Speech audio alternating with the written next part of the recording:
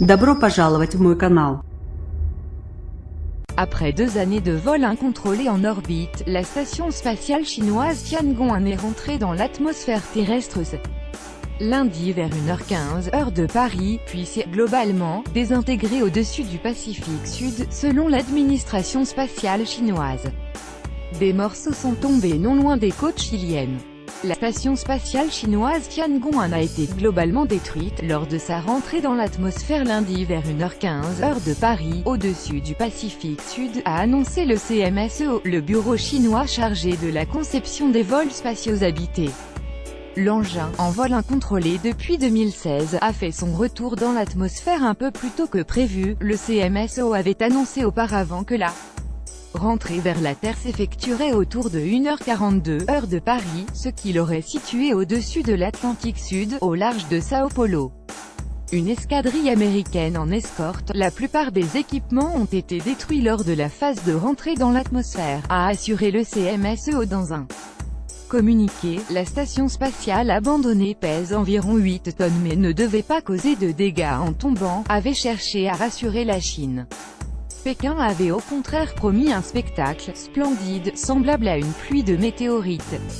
La 18e escadrille de contrôle spatial de l'armée de l'air américaine, qui a pour mission de suivre les objets artificiels en orbite terrestre, a dit avoir aussi repéré Tiangong, le palais céleste, quand il est rentré dans l'atmosphère au-dessus du Pacifique Sud.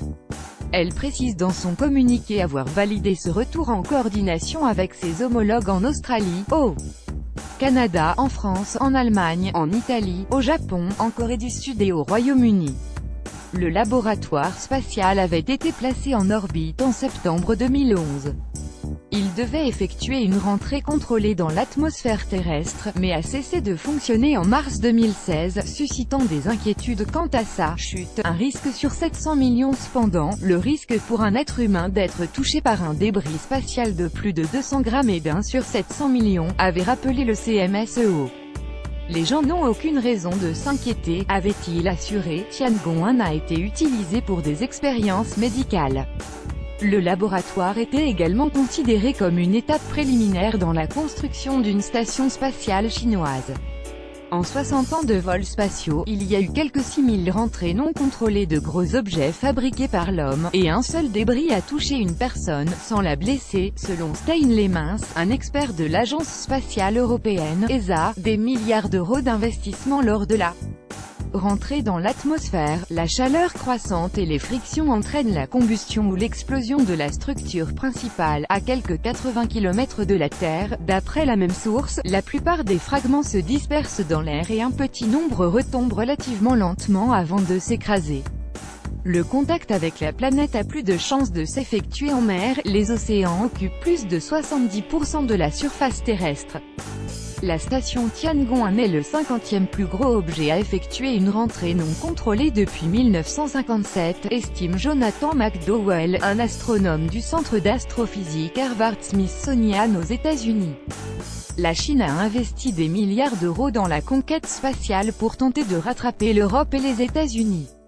Coordonnée par l'armée, elle est perçue comme un symbole de la puissance retrouvée du pays.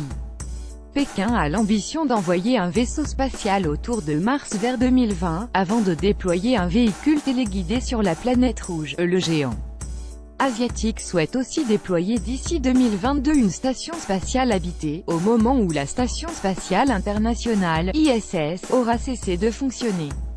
La Chine rêve également d'envoyer un homme sur la Lune.